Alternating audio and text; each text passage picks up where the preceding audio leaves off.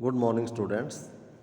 आज हम 12वीं कक्षा का इतिहास का 13वां अध्याय महात्मा गांधी और राष्ट्रीय आंदोलन कि भारत के राष्ट्रीय आंदोलन में महात्मा गांधी का क्या योगदान था, इस लेसन में हम सविनय अवज्ञा आंदोलन और उससे आगे जो आंदोलन चले उसमें गांधी जी का क्या योगदान था उसके बारे में पढ़ेंगे। राष्ट्रवाद के इतिहास में प्राय एक अकेले व्यक्ति को राष्ट्र निर्माण के साथ जोड़कर देखा जाता है। उदाहरण के लिए हम इटली के निर्माण के साथ गैरिबाल्डी को, अमेरिकी स्वतंत्रता के युद्ध के साथ जॉर्ज वाशिंगटन को और वियतनाम को औपनिवेशिक शासन से मुक्त कराने के संघर्ष से हो ची मिन्ह को जोड़कर देखते हैं। इसी तरह महात्मा गांधी को भारतीय राष्ट्र का पिता माना गया है। चूँकि गांधी जी स्वतंत्रता संघर्ष में भाग लेने वाले सभी नेताओं में सर्वाधिक प्रभावशाली और सम्मानित हैं, अतः उन्हें दिया गया उपयुक्त विशेषण गलत नहीं है। हालांकि वाशिंगटन अथवा हो ची मिन्ह की तरह महात्मा गांधी का राजनीतिक जीवन व्रत उस समाज ने ही संवारा और नियंत्रित किया जिस समाज में वे रहते थे। कोई व्यक्ति चाहे कितना ही महान क्यों न हो, वह न केवल इतिहास बनाता है बल्कि स्वयं भी इतिहास द्वारा बनाया जाता है। इस अध्याय में 1915 से 1948 के महत्वपूर्ण काल के दौरान भारत में गांधी जी की गतिविधियों का विश्लेषण किया गया है। ये भारतीय समाज के विभिन्न हिस्सों के साथ उनके संपर्कों और उनके द्वारा प्रेरित तथा नेतृत्व के किए गए लोकप्रिय संघर्षों की छानबीन करता है। यह अध्याय विद्यार्थी की समझ उन अलग अलग प्रकार के स्रोतों को भी रखता है जिनका इस्तेमाल इतिहासकार एक नेता के जीवन वृत्त तथा वह जिन सामाजिक आंदोलन से जुड़ा रहा है के पुनर्निर्माण में करते हैं। यहाँ ये चित्र में आप देख सकते हैं कि इस चित्र के अंदर जब वह मार्च 1930 में नमक यात्रा शुरू करने से पहले साबरमती के नदी के किनारे अपने आश्रम के निकट अपने समर्थकों से बात करते हुए गांधी जी, इस भीड़ से आप अंदाज़ा लगा सकते हैं कि गांधी जी अपने समय में कितने लोकप्रिय नेता थे। स्वयं की उद्घोषणा करता एक नेता मोहनदास करमचंद गांधी विदेश में 2 दशकों रहने के बाद जनवरी 1915 में अपनी गृह भूमि वापस आए। इन वर्षों का अधिकांश हिस्सा उन्होंने दक्षिण अफ्रीका में बिताया। यहाँ वे केवल एक वकील के रूप में गए थे और बाद में वे इस क्षेत्र के भारतीय समुदाय के नेता बन गए। जैसा कि इतिहासकार चंद्रन देवनेसन ने टिप्पणी की है कि दक्षिण अफ्रीका ने ही गांधी जी को महात्मा बनाया। दक्षिण अफ्रीका में ही महात्मा गांधी ने पहली बार सत्याग्रह के रूप में जानी गई अहिंसात्मक विरोध की अपनी विशिष्ट तकनीक का इस्तेमाल किया, विभिन्न धर्मों के बीच सौहार्द बढ़ाने का प्रयास किया तथा उच्च जातीय भारतीयों को निम्न जातियों और महिलाओं के प्रति भेदभाव वाले व्यवहार के लिए चेतावनी दी। 1915 में जब महात्मा गांधी भारत आए तो उस समय का भारत 1893 में जब वे यहाँ से गए थे तब के समय से अपेक्षाकृत भिन्न था। यद्यपि यह अभी भी एक ब्रिटिश उपनिवेश था, लेकिन यह राजनीतिक दृष्टि से कहीं अधिक सक्रिय हो गया था। अधिकांश प्रमुख शहरों और कस्बों में अब भारतीय राष्ट्रीय कांग्रेस की शाखाएं थीं। 1905 से 7 के स्वदेशी आंदोलन के माध्यम से इसने व्यापक रूप से मध्य वर्गों के बीच अपनी अपील का विस्तार कर लिया था। इस आंदोलन ने कुछ प्रमुख नेताओं को जन्म दिया, जिनमें महाराष्ट्र के बाल गंगाधर तिलक, बंगाल के विपिन चंद्र पाल और पंजाब के लाला लाजपत राय। ये तीनों लाल बाल और पाल के रूप में जाने जाते थे। तीनों गरम दल के नेता थे। इन तीनों का ये जोड़ उनके संघर्ष के अखिल भारतीय चरित्र की सूचना देता है, क्योंकि तीनों के मूल निवास क्षेत्र एक दूसरे से बहुत दूर थे। इन नेताओं ने जहाँ औपनिवेशिक शासन के प्रति लड़ाकू विरोध का समर्थन किया, वहीं उदारवादियों का एक समूह था जो एक क्रमिक व लगातार प्रयास करते रहने के विचार का हिमायती था। इन उदारवादियों में गांधी जी के मान्य राजनीतिक परामर्शदाता गोपाल कृष्ण गोखले के साथ ही मोहम्मद अली जिन्ना थे, जो गांधी जी की तरह गुजराती मूल के लंदन में प्रशिक्षित वकील थे। गोखले ने गांधी जी को 1 वर्ष तक ब्रिटिश भारत की यात्रा करने की सलाह दी, जिससे कि वे इस भूमि और इसके लोगों को जान सकें। उनकी पहली महत्वपूर्ण सार्वजनिक उपस्थिति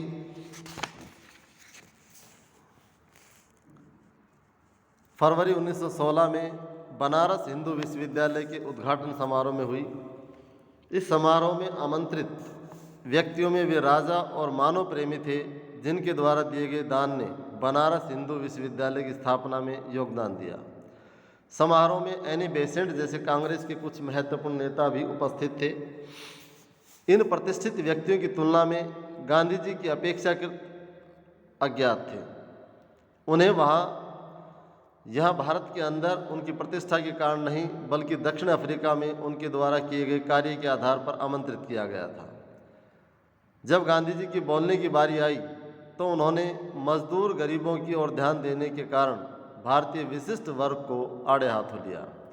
उन्होंने कहा कि बनारस हिंदू विश्वविद्यालय की स्थापना निश्चय ही अत्यंत शानदार है, किंतु उन्होंने वहाँ धनी व सजे संवरे भद्रजनों की उपस्थिति और लाखों गरीब भारतीयों की अनुपस्थिति के बीच की विषमता पर अपनी चिंता प्रकट की। गांधी जी ने विशेष सुविधा प्राप्त आमंत्रियों से कहा कि भारत के लिए मुक्ति तब तक संभव नहीं है जब तक आप अपने को इन अलंकरणों से मुक्त न कर लें और इन्हें भारत के अपने हम वतनों की भलाई में न लगा दें।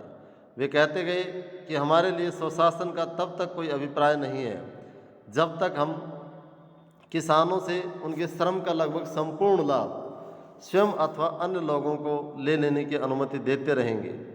हमारी मुक्ति केवल किसानों के माध्यम से ही हो सकती है। न तो वकील, न डॉक्टर, न ही जमींदार इसे सुरक्षित रख सकते हैं। बनारस हिंदू विश्वविद्यालय की स्थापना एक उत्सव का अवसर था, क्योंकि यह भारतीय धन और भारतीय प्रयासों से संभव एक राष्ट्रवादी विश्वविद्यालय की स्थापना का द्योतक था।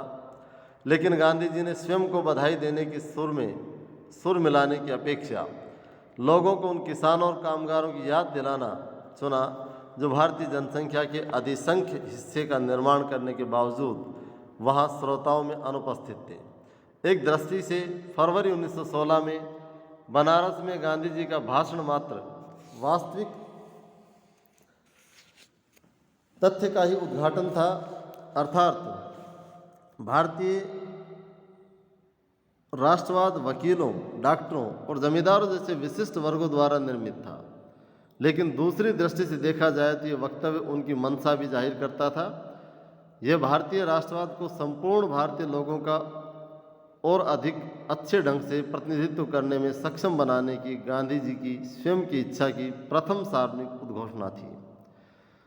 उसी वर्ष के अंतिम माह में गांधी जी को अपने नियमों का व्यवहार में लाने का अवसर मिला। दिसंबर 1916 में लखनऊ में हुई वार्षिक कांग्रेस में बिहार में चंपारण से आए एक किसान ने उन्हें वहाँ अंग्रेज नील उत्पादकों द्वारा किसानों के प्रति किए जाने वाले कठोर व्यवहार के बारे में बताया। इसके बाद आता है कि असहयोग आंदोलन की शुरुआत और अंत।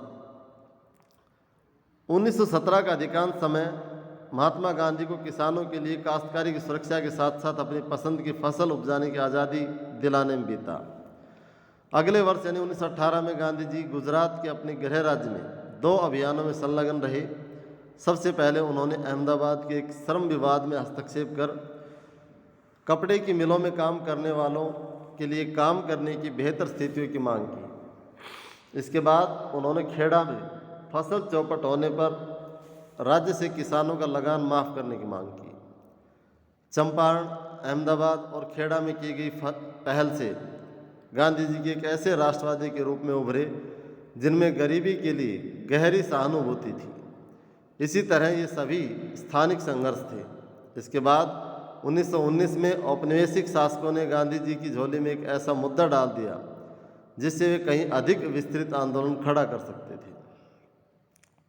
तो इस प्रकार गांधी जी ने जो शुरुआती 3 सत्याग्रह किए 1916, 1917, 1918, यानी सबसे पहले चंपारण से सत्याग्रह आंदोलन किया, फिर मिल मजदूरों के लिए और फिर खेड़ा में किसानों के लिए।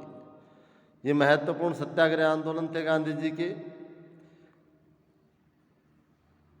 1914 से 18 के महान युद्ध के दौरान अंग्रेजों ने प्रेस पर प्रतिबंध लगा दिया और बिना जांच के कारावास की अनुमति दे दी। अब सर सिडनी रॉलेट की अध्यक्षता वाली एक समिति की संस्तुतियों के आधार पर इन कठोर उपायों को जारी रखा गया। इसके जवाब में गांधी जी ने देश भर में रॉलेट एक्ट के खिलाफ एक अभियान चलाया। रॉलेट एक्ट क्या था? 1919 में अंग्रेज द्वारा एक कानून पारित किया गया जिसमें कि किसी भी भारतीय को संदेह के आधार पर गिरफ्तार किया जा सकता है और उस पर मुकदमा चलाया जा सकता है। ये रॉलेट एक्ट जिसका प्रमुख उद्देश्य था कि जो भारतीयों की विरोध भावना थी अंग्रेजों के खिलाफ उसको दबाना। लेकिन गांधी जी को एक मुद्दा मिल गया और उन्होंने रॉलेट एक्ट के खिलाफ सारे भारत में अभियान चलाया। उत्तरी और पश्चिम भारत के कस्बों में चारों तरफ बंद के समर्थन में दुकानों और स्कूलों के बंद होने के कारण जीवन लगभग ठहर सा गया। पंजाब में विशेष रूप से कड़ा विरोध हुआ, जहाँ के बहुत से लोगों ने युद्ध में अंग्रेजों के पक्ष में सेवा की थी और अब अपनी सेवा के बदले वे इनाम की अपेक्षा कर रहे थे। लेकिन इसकी जगह उन्हें रॉलेट एक्ट दिया गया। पंजाब जाते समय गांधी जी को कैद कर लिया गया। स्थानीय कांग्रेस जनों को गिरफ्तार कर लिया गया था। प्रांत की स्थिति धीरे धीरे और तनावपूर्ण हो गई तथा अप्रैल 1919 में अमृतसर में यह खून खराबे के चरम उत्कर्ष पर पहुंच गई। जब एक अंग्रेज ब्रिगेडियर ने एक राष्ट्रवादी सभा पर गोली चलाने का हुक्म दिया, तब जलियांवाला बाग हत्याकांड के नाम से जाने गए इस हत्याकांड में 400 से अधिक लोग मारे गए। रॉलेट सत्याग्रह से ही गांधी जी एक सच्चे राष्ट्रीय नेता बन गए। इसकी सफलता से उत्साहित होकर गांधी जी ने अंग्रेजी शासन के खिलाफ असहयोग अभियान की मांग कर दी। जो भारतीय उपनिवेशवाद का खात्मा करना चाहते थे उनसे आग्रह किया गया कि वे स्कूलों, कॉलेजों और न्यायालय न जाएं तथा कर न चुकाएं। संक्षेप में सभी को अंग्रेजी सरकार के साथ ऐच्छिक संबंधों के परित्याग का पालन करने को कहा गया। गांधी जी ने कहा कि यदि असहयोग का ठीक ढंग से पालन किया जाए तो भारत 1 वर्ष के भीतर स्वराज प्राप्त कर लेगा।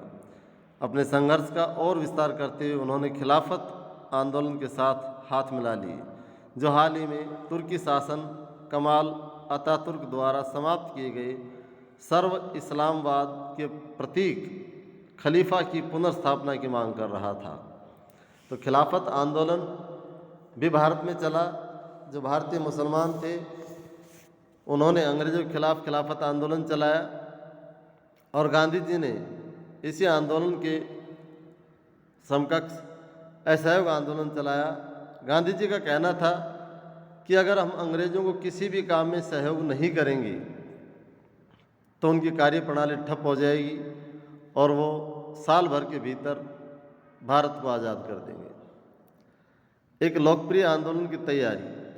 गांधी जी ने यह आशा की थी कि असहयोग को खिलाफत के साथ मिलाने से भारत के 2 प्रमुख धार्मिक समुदाय हिंदू और मुसलमान मिलकर औपनिवेशिक शासन का अंत कर देंगे। इन आंदोलनों ने निश्चय ही एक लोकप्रिय कार्रवाई के बहाव को उन्मुक्त कर दिया था और ये चीज़ें औपनिवेशिक भारत में बिल्कुल ही अभूतपूर्व थी। विद्यार्थियों ने सरकार द्वारा चलाए जा रहे स्कूलों और कॉलेजों में जाना छोड़ दिया। वकीलों ने अदालत में जाने से मना कर दिया। कई कस्बों और नगरों में श्रमिक वर्ग हड़ताल पर चला गया। सरकारी आंकड़ों के मुताबिक 1921 में 396 हड़तालें हुई, जिनमें 6 लाख श्रमिक शामिल थे और इससे 70 लाख कार्य दिवसों का नुकसान हुआ। देहात भी असंतोष से आंदोलित हो रहा था।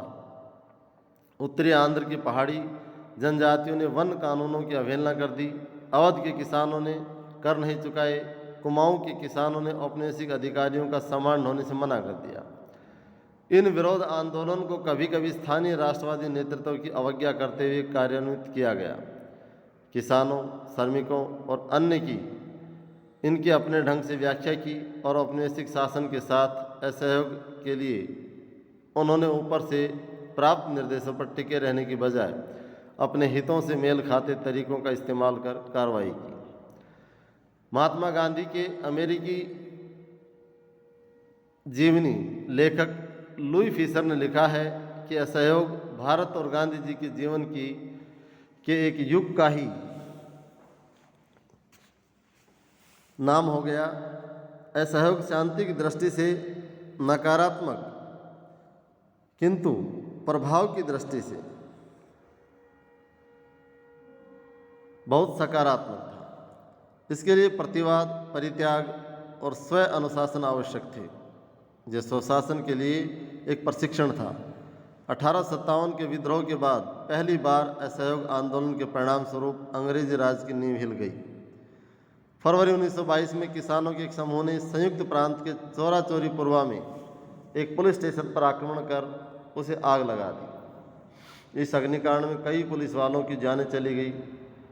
हिंसा की इस कार्रवाई से गांधी जी को यह आंदोलन तत्काल वापस लेना पड़ा। उन्होंने जोर दिया कि किसी भी तरह की उत्तेजना को निहत्थे और एक तरह से भीड़ की दया पर निर्भर व्यक्ति की घृणित हत्या के आधार पर उचित नहीं ठहराया जा सकता। असहयोग आंदोलन के दौरान हजारों भारतीयों को जेल में डाल दिया गया।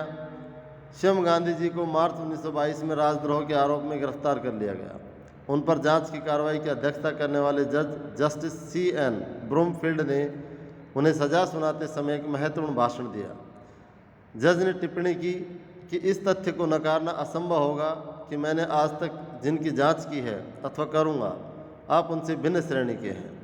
इस तथ्य को नकारना असंभव होगा कि आपके लाखों देशवासियों की दृष्टि में आप एक महान देशभक्त और नेता हैं।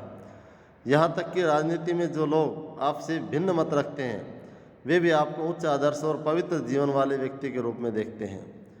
चूँकि गांधी जी ने कानून की अवहेलना की थी, अतः उसे न्यायपीठ के लिए गांधी जी को 6 वर्षों की जेल की सज़ा सुनाया जाना आवश्यक था।